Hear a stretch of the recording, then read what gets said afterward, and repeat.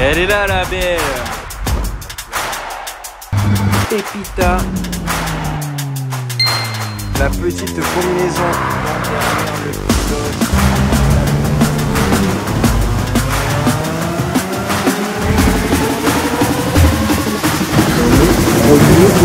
You're on YouTube, mate. Oh, I feel honored. Salut mes petits minots pour une nouvelle vidéo sur Boko TV.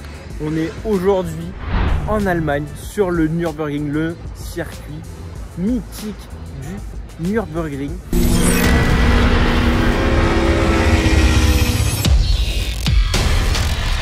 Donc c'est une course préparatoire pour les 24 heures du Nürburgring que je vais faire un peu plus tard dans l'année en juin. Donc là c'est le championnat NLS. C'est un championnat qui est fait exclusivement sur le Nordschleife, donc la grande boucle nord, l'enfer vert comme on appelle. Il y a plusieurs catégories, il n'y a pas que des GT3, il y a vraiment toutes les catégories. Et la catégorie N, c'est les GT3. Là, on va rejoindre l'équipe Falken, qui est une équipe emblématique ici sur le Nürburgring. Pourquoi Falken? Falken, c'est tout simplement un manufacturier pneumatique japonais, voilà. Et du coup, on sera les seuls à utiliser des pneus Falken, donc des pneus différents probablement de tous les autres concurrents. Donc là on est dans le paddock, toutes les équipes sont en train de s'installer. Là on peut voir les petits drapeaux Falken. On va aller découvrir du coup l'équipe, rencontrer les mécaniciens, les ingénieurs, team manager, etc. Ce sera la première fois. Et ensuite on va aller s'installer. Moi j'ai ma petite valise avec ma combinaison, tout ce qu'il faut. Bon, je crois que je suis arrivé au bon endroit, fameuse couleur vert-bleu. Donc chacun a sa petite box. Là, ça c'est moi, voiture numéro 4. Et voiture numéro 4, Nico Menzel. Hop là les minots, nouvelle combinaison débloquée pour l'année.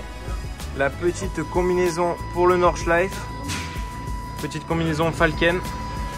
Voilà, bon ben blanc, bleu et un peu le vert, voilà comme la voiture. Hein. Petite combinaison pour la saison. Elle est là la belle. Hop hop hop hop hop. Et peu là, elle est pas belle cette voiture hein.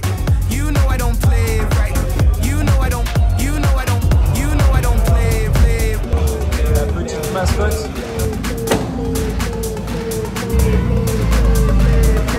Petit pneu Falken. Alors, pour ceux qui ont déjà vu mon nouveau casque, je vais quand même le montrer aux autres qui ne l'auraient pas vu. Voilà, le nouveau casque pour la saison 2025.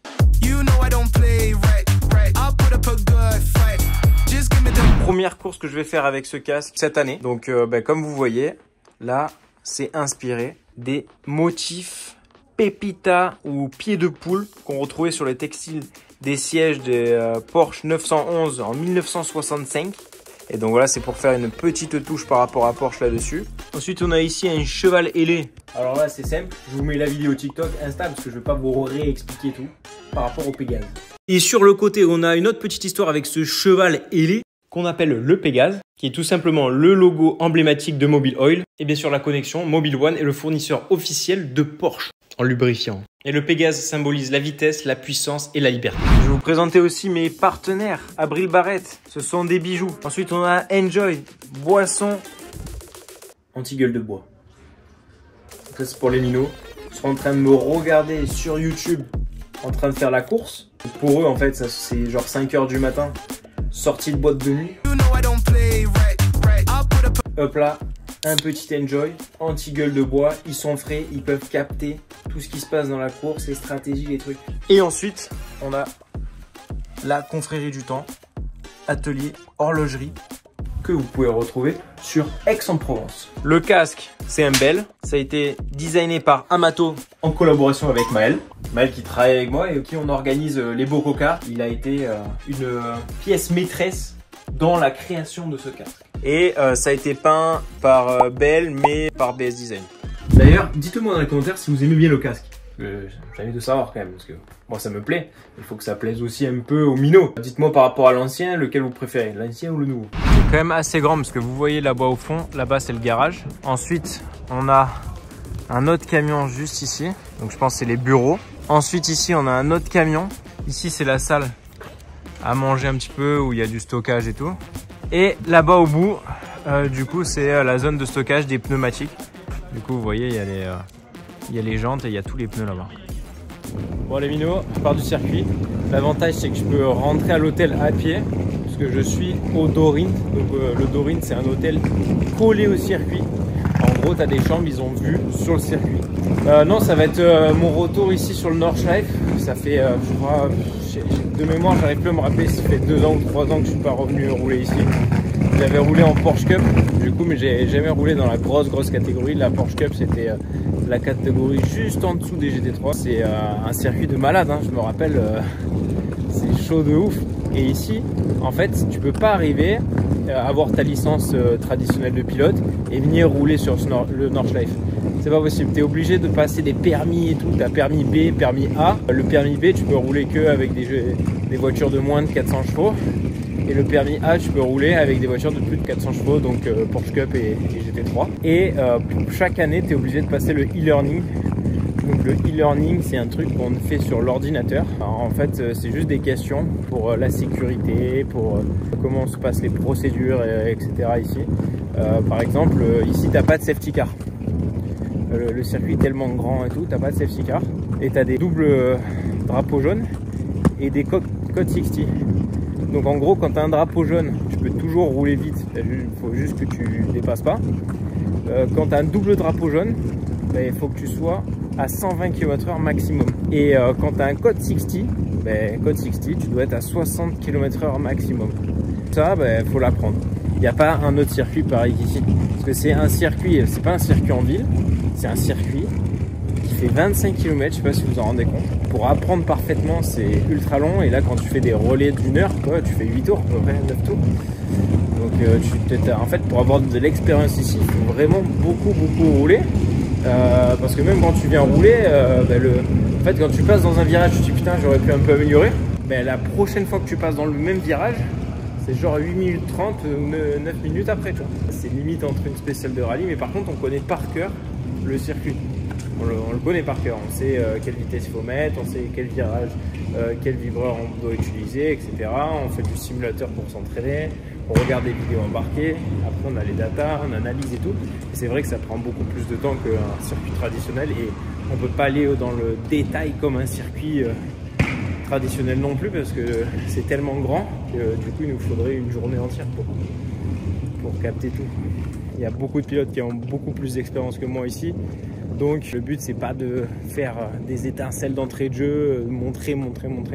C'est vraiment d'aller step by step, de prendre de l'expérience et construire les 3 courses de préparation que je vais avoir en NLS avant les 24 heures du Nürburgring. Ça va être une course, on va dire, d'expérience, d'apprentissage. Forcément, je vais essayer de faire le meilleur résultat possible.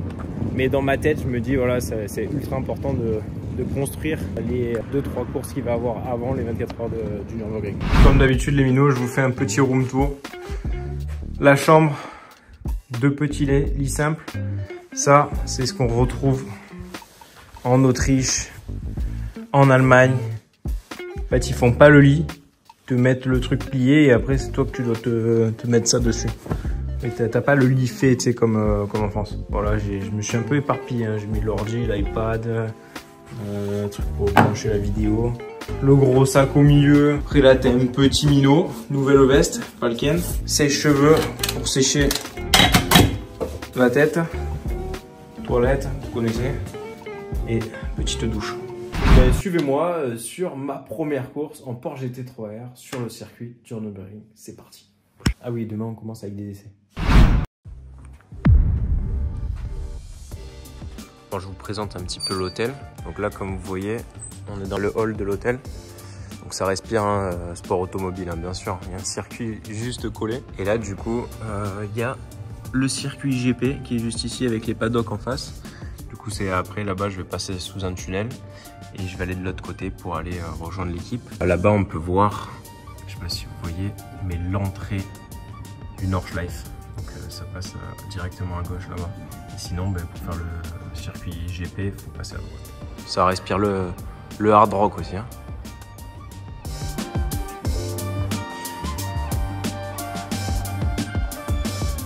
Bon, là, il y a un bon petit buffet. On va se régaler. Déjà, les petits œufs, c'est direct. Tout le matin, les œufs. Petit bacon aussi, ça c'est sympa. Moi, j'ai fait ma petite sélection. Voilà, protéines, bananes, peu de céréales, jus de fruits, peu de pain pour l'œuf.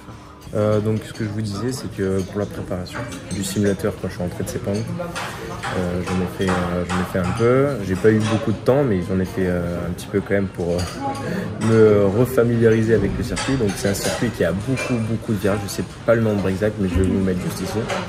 Là c'est la version, donc on a une partie du circuit GP, mais on n'a pas la full partie du circuit GP comme les 24 heures du Nürburgring. Là ça coupe avant, et ensuite on va prendre du coup le Nordschleife. Le circuit là qu'on va faire aujourd'hui, ça fait 24 km quelque chose. J'ai regardé aussi des vidéos embarquées. Donc les vidéos embarquées, j'ai regardé des vidéos de Kevin Est et je suis tombé sur des vidéos de lui sous la pluie sur le Nordschleife, et il est en train de se fighter avec la caisse tout le long du circuit. Il m'a mis la boule au ventre en train de le regarder, je te jure.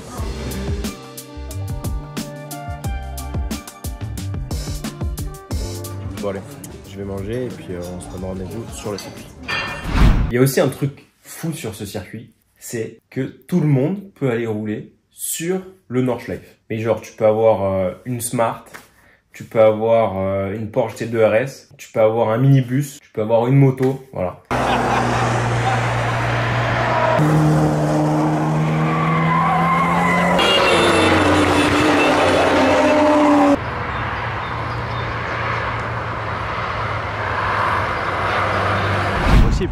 Je rêve. Le soleil.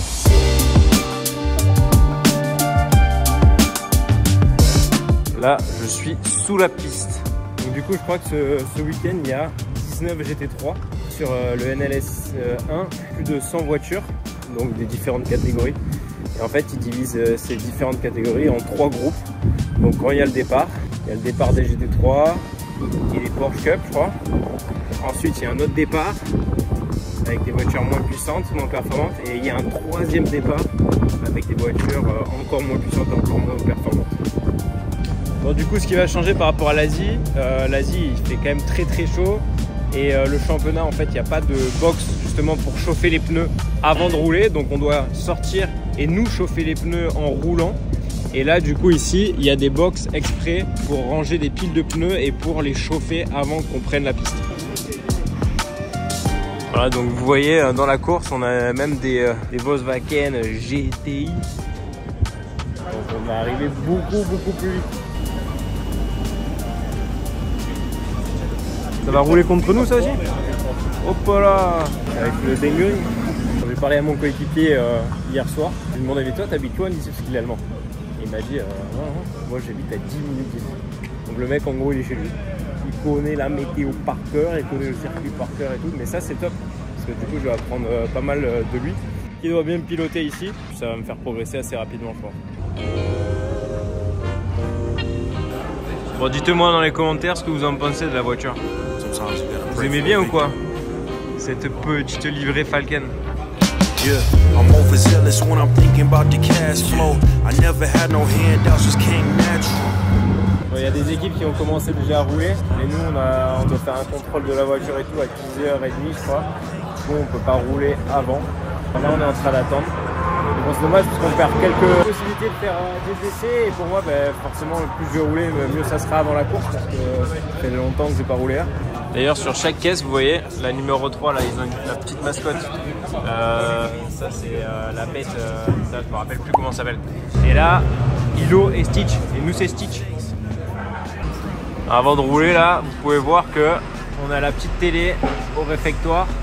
On peut voir tout en direct, devant, derrière, le pilote, tout en direct.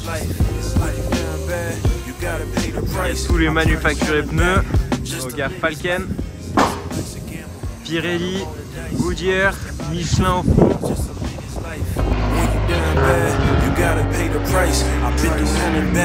Just to live his life. I'm faced with a lot of different choices these days. Do I rock? Là, on est en train de faire le contrôle de tous les vêtements des pilotes pour voir si tout est conforme, réglementaire. J'apporte mon casque, combinaison, chaussures, etc. Et tous les pilotes font la même chose. Et là, du coup, ils passent les contrôles juste sur la table. Et après, sur la droite, ici, on a la voiture. Donc, chacun à son tour, on passe notre voiture ici sur les contrôles. On vient contrôler que toute la voiture est réglementaire. Voilà. Boy, this ain't a phase. I paid dues, paid rent, and I stayed the same. I had teardrops running down my face. I've been through a lot, I had real pain. But thank God, cause we really on a better days. On the vlog, I can't get rid of in every vlog. It's crazy. Ah, yeah. Nice and, Yeah, but it's the wrong one. Oh.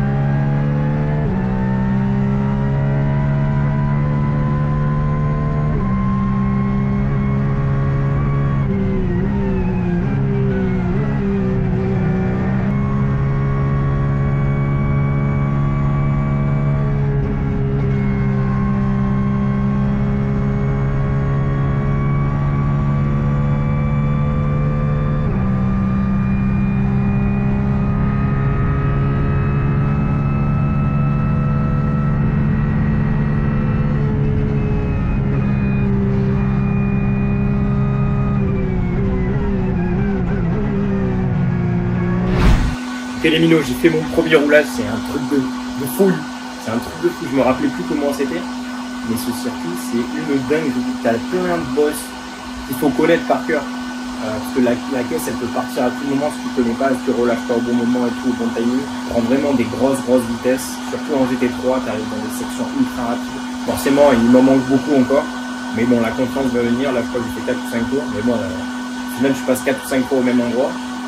Tellement le circuit est grand sur une session. Et là je repars direct. Je vais essayer de m'améliorer au fur et à mesure, prendre confiance de plus en plus avec la voiture. Et avec les pneus aussi qui sont différents de ce que je connais. Donc voilà, let's go. Let's go pour l'apprentissage. Step by step, on construit les murs. Allez.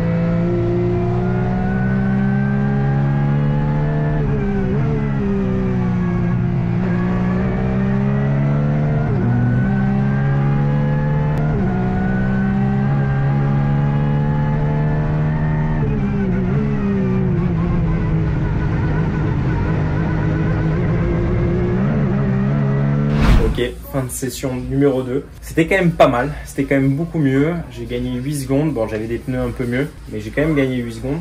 Ça veut dire que la marge de progression est assez importante. J'ai gagné 8 secondes en me faisant gêner quelques fois sur le tour, donc voilà, c'est positif. J'ai fait une simulation stint relais, c'est-à-dire que j'ai fait 1 heure. J'ai fait 8 tours au total, donc ça fait 8 fois 8 minutes, ça doit faire pas loin d'une heure, je sais pas. 8 fois 8, 64, donc ça fait 64 minutes. Ok, voilà. Du coup, bon, ben là j'ai un peu transpiré, donc là on a le petit truc sympa ici, c'est qu'on appuie ici, on a un ventilateur, ça vient sécher. Je vais faire la même chose pour la cagoule, mais bon, je vais le couper. Et la voiture est très réactive, c'est-à-dire qu'à peine tu touches, bam, elle tourne et tout. Et donc parfois, justement, à peine tu touches, donc il faut être ultra précis, faut pas braquer trop tôt, trop tard, etc. Faut être vraiment précis au moment du braquage. Et quelques fois, je me suis fait avoir où je braquais un petit peu trop tôt, je prenais le vibreur à l'intérieur. Et donc ça, à tout moment, dans un virage rapide, tu fais ça, tu peux perdre la voiture. Donc voilà, fallait vraiment un step by step, continuer à progresser. Petit briefing. Boum. What?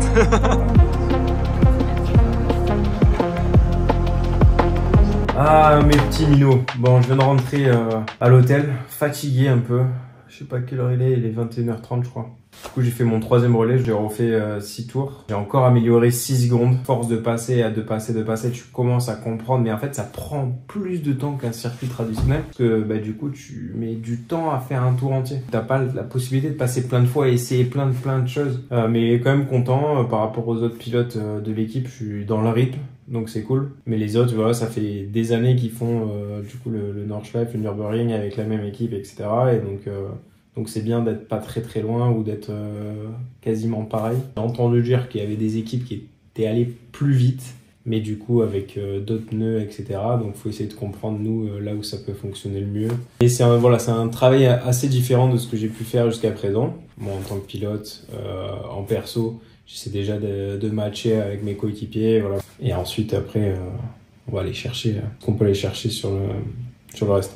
Sur ce, bonne nuit les minots et je vous dis à demain. Ciao. Hop là les minots. Jour de course aujourd'hui. Le temps pour l'instant il pleut pas. Après ici on ne sait jamais. Du coup mon coéquipier va faire les 4 premiers tours. Et ensuite je vais faire les 4 tours suivants. Donc lui part avec les pneus neufs. Et du coup moi je récupère ces pneus donc qui sont un peu plus usés, un peu moins performants mais avec un peu moins d'essence aussi. On va voir ce que ça dit. Bon, départ de la qualif maintenant les minots.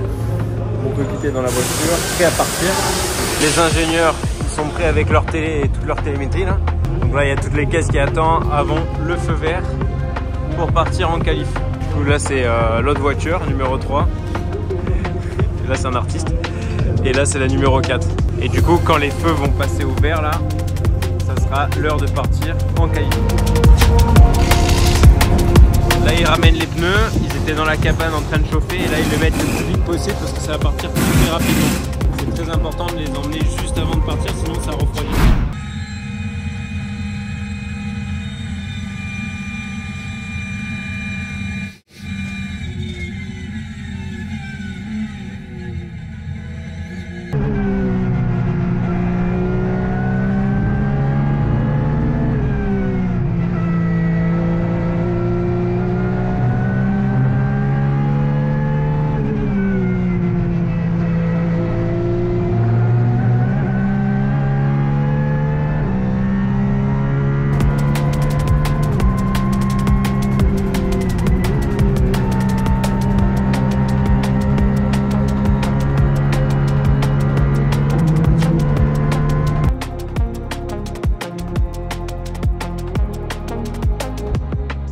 Bon, on vient de sortir la voiture, peut-être mon coéquipier va retourner une dernière fois avant la fin de la qualif. Il a pu faire un très bon temps sur le début de la session, on n'a pas été trop gêné. Après moi quand j'ai repris la voiture, c'était déjà un peu plus tard dans la session, pas mal de dépassements et surtout Code 60, donc une voiture qui avait tapé. Mais c'est déjà pas mal là, bon, on était 7ème actuellement, après peut-être il y en a d'autres qui vont améliorer plus tard. Je suis bien au courant de savoir quelle position on part, mais pour l'instant c'est pas trop mal. Il y a un peu plus de monde dans le stand là. Là ça sent que la course arrive et il y a tous les passionnés du Nordschleife, du Nürburgring qui viennent dans tous les box, qui sont là dans les paddocks, c'est impressionnant hein, tous les passionnés qui viennent ici. Bon, du coup au final on est 11ème, du coup on va partir 11ème de la course. Hop là, il commence à pleuvoir, c'est quoi cette embrouille? Et en plus ça glisse, hein. Ça glisse l'eau. Hein. Bon du coup, le driving plan. En gros c'est mon coéquipier qui prend le départ, il part 11ème, il fait 1 heure, ensuite après c'est moi qui prends le volant, 1 heure, après c'est lui qui refait 1 heure, et après c'est moi qui finis la course 1 heure. Voilà. Bon ben là il se met à pleuvoir beaucoup plus. Oh le bordel.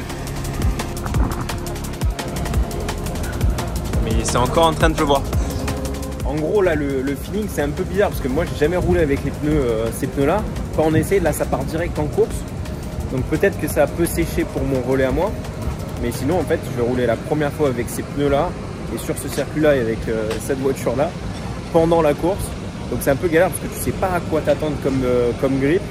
Et franchement tu as des endroits où tu as plus de grip que d'autres endroits. Il faut vraiment connaître, donc l'expérience va jouer énormément. Pour l'instant je n'ai pas assez. Donc tu vas un petit peu dans l'inconnu et c'est pour ça que c'est pas facile d'avoir de la pluie pour la première fois en course. Bah écoute, on va voir comment ça évolue. Déjà on va voir le départ et puis ensuite on va essayer d'apprendre un maximum de choses en regardant les caméras embarquées du coéquipier qui va rouler d'abord sous la pluie du coup et après on va pouvoir voir aussi l'évolution si ça commence à sécher ou pas. C'est un truc de fou, tout tous les gens qu'il y a. Hein. Formule 1, c'est impossible d'arriver et de venir devant les caisses comme ça. Et là, en fait, c'est ouvert à tout le monde, ils peuvent venir. Donc ça, c'est vraiment bien pour tous les passionnés. En fait, ils peuvent voir plein de voitures, voir toutes les équipes, se balader dans les stands, dans la pit lane, dans les paddocks. L'équipier qui se prépare. Ok, là les conditions c'est compliqué parce qu'on ne sait pas trop encore si on doit partir en pluie ou en slick. Mais je pense qu'il faut quand même partir en pluie. Donc là ils sont en train de mettre les pluies. Parce que c'est quand même assez mouillé.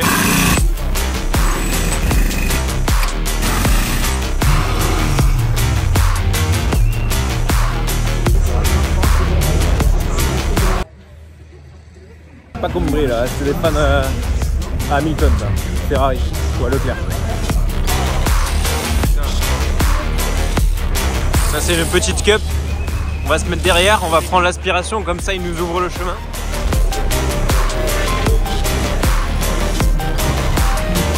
En termes de monde, ça me change de la course que j'ai fait à Sepang. Il y avait 10 bien à Sepang.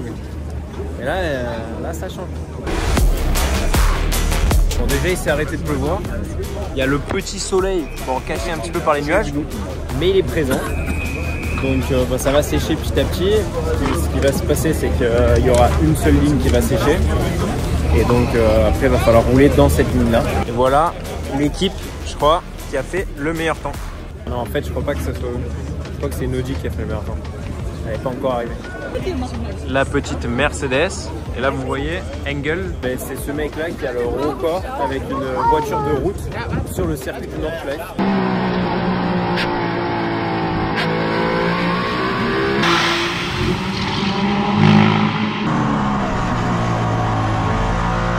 Et voilà notre voiture.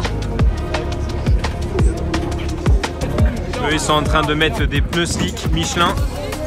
Enfin, juste à côté de nous. On va voir ce que ça donne au début. Peut-être que ça va glisser beaucoup, mais peut-être que c'est bien si ça sèche rapidement.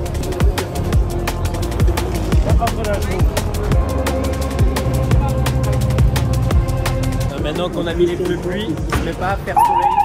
Là, en gros, on se met à faire le truc contraire que ce qu'on voulait. Parce que là, du coup, ça va sécher encore plus vite avec le soleil. Et donc, forcément, ceux qui partent en slip vont être possiblement avantagés puisque ça va sécher plus rapidement. Et donc le gain qu'on va avoir au début, du coup il ne sera pas assez important par rapport au moment où ça va sécher ou au moment où les slicks vont être plus rapides que les pluies. Bon, ça fait partie du Nürburgring, donc parfois tu fais les mauvais choix, mais bon, tu ne contrôles pas la météo. Mais ça ne veut pas dire qu'on a fait le mauvais choix. C'est juste, voilà, le soleil, bon. Là ils font un tour complet du circuit du Nordschleife, mais à allure réduite, vraiment réduit en chauffant les pneus, etc. Du coup ça met très longtemps avant de faire le tour complet, avant le vrai départ, quand ils vont repasser sur la ligne de départ. Donc ça je sais que j'avais fait en Porsche Cup un petit moment et c'est vraiment très long et t'es là, tu freines, t'accélères, tu freines, t'accélères, tu freines, t'accélères, tu chauffes les freins pour chauffer les pneus, mais c'est un bordel. Et en fait vu que les pneus sortent d'ici chauds, le but c'est de mettre après le plus de température mais pas d'en perdre aussi.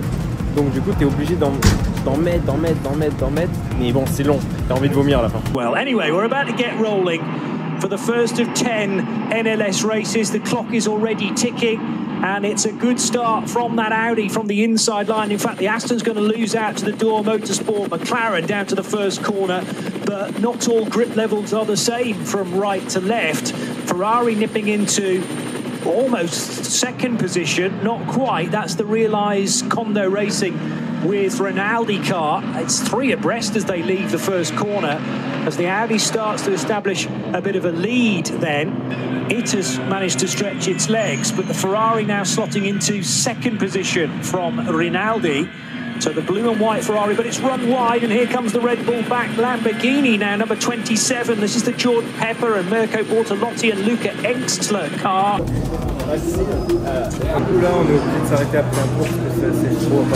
Car number 8 for Yuta Racing already pitting. Now, is this all part of the pre-race schedule? It's going to go...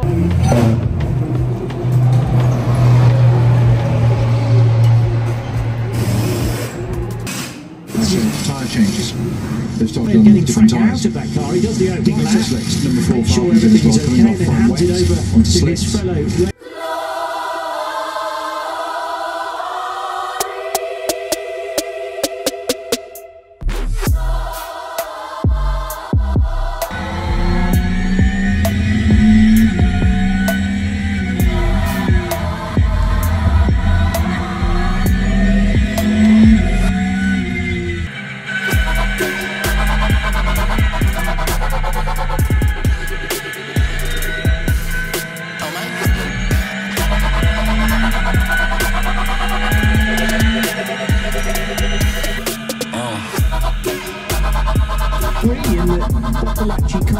Andy Shake Turing's approaching number 3 car. And get the feeling that things are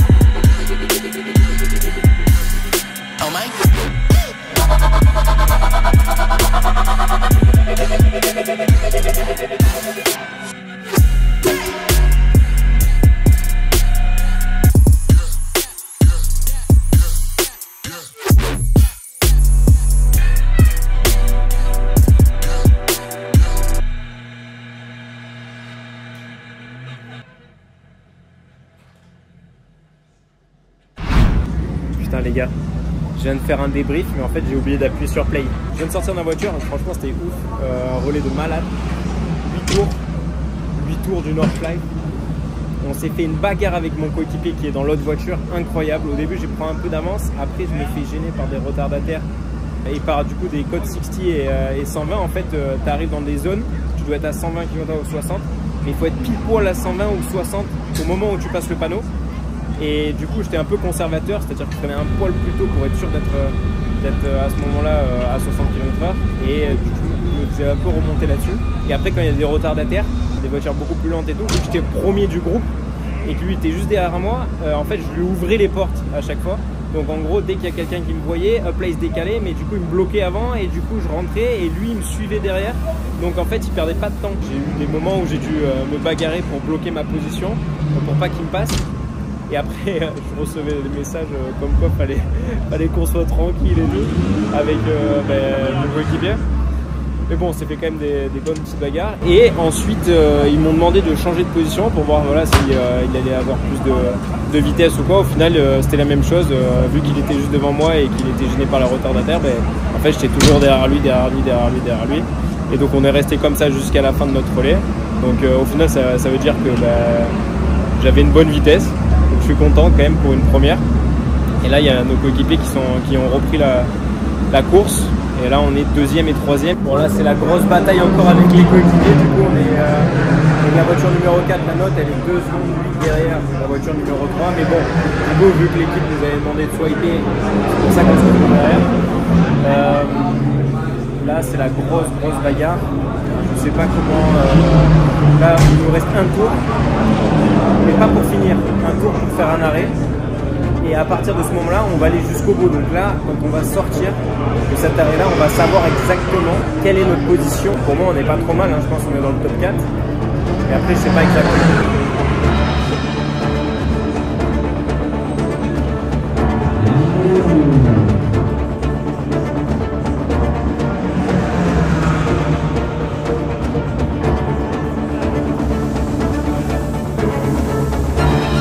Ok, dernier arrêt, mets les pneus. You are on my YouTube channel. I'm on the YouTube. Yeah. Hello guys, how are we? So we did a big fight. We did a big fight, but we stayed clean.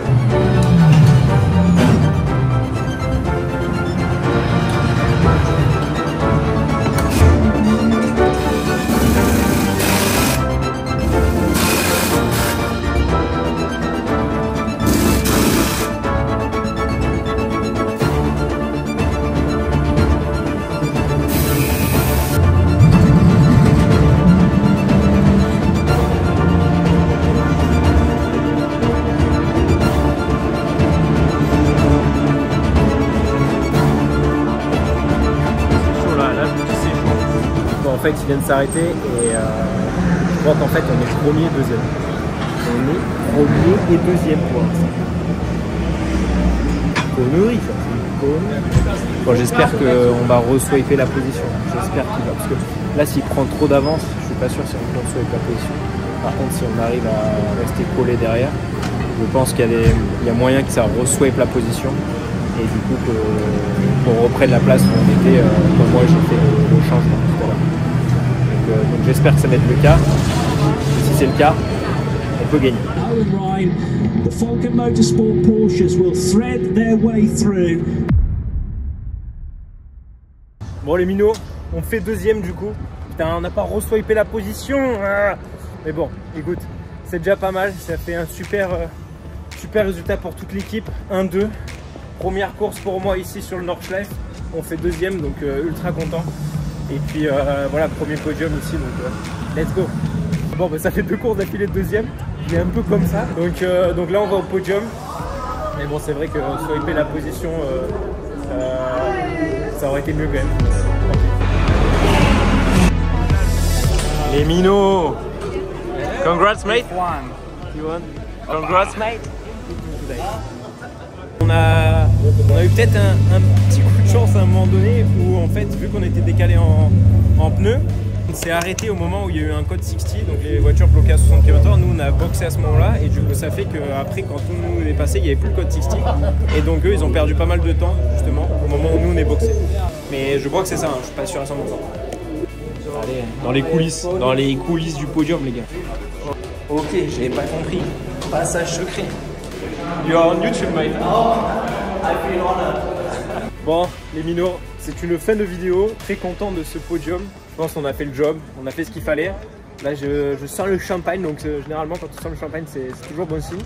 Au final, j'ai roulé que sur du sec, donc bon, mais pour une première, c'est pas trop mal. On va dire que j'ai pris mes repères, mais bon, certainement que je vais avoir un petit peu de pluie pendant la saison.